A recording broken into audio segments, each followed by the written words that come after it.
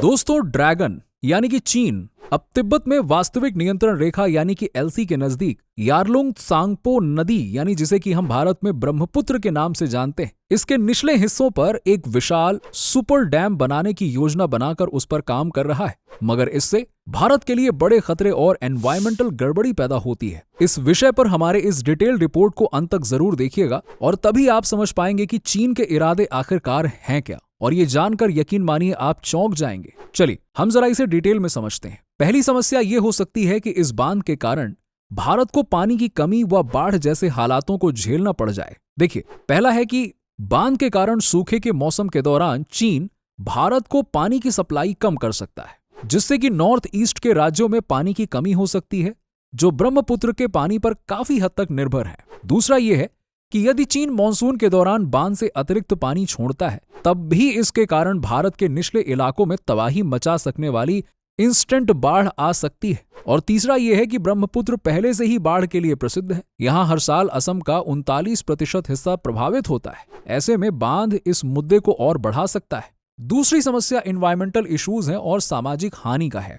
देखिए, बड़े बांधों से अक्सर विशाल क्षेत्र का डूब जाना होता है, जिससे वनस्पति और वन्य जीव आवास का नुकसान होता है। और ये भी कि चीन के थ्री जॉर्ज डैम के कारण लगभग 1.5 मिलियन लोगों को विस्थापित किया गया था। इसी तरह इस सुपर डैम के कारण भी विनाशकारी सामाजिक परिणाम हो सकते हैं। अगला है, इस डैम के बनने से इस क्षेत्र में भूकंप होने के आसार बढ़ जाते हैं और बार बार लैंडस्लाइड्स भी होने के चांसेस बढ़ जाते हैं, जिसके चलते पर्यावरण और स्थानीय आबादी के लिए और अधिक जोखिम पैदा होता है। और तीसरी समस्या है जियोपॉलिटिकल टेंशन।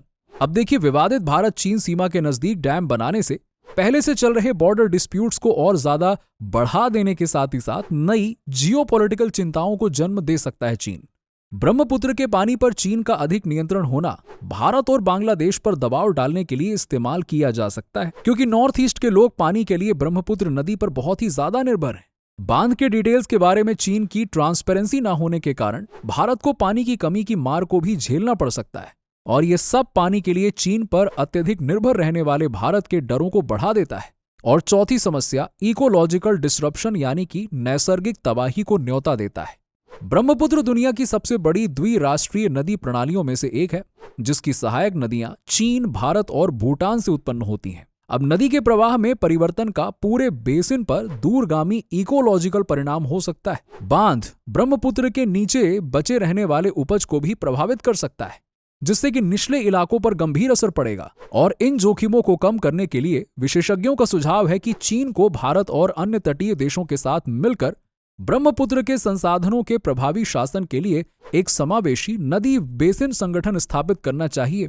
तनाव को कम करने और इस महत्वपूर्ण साझा संसाधन के सतत प्रबंधन सुनिश्चित करने के लिए पारदर्शिता और खुली संवाद महत्वपूर्ण है। वैसे इस विषय पर आपकी क्या राय? क्या चीन को यह बांध बनाना चाहिए या फिर नहीं, और भारत को इस मुद्दे को उठाना चाहिए या नहीं, जरूर बताइए।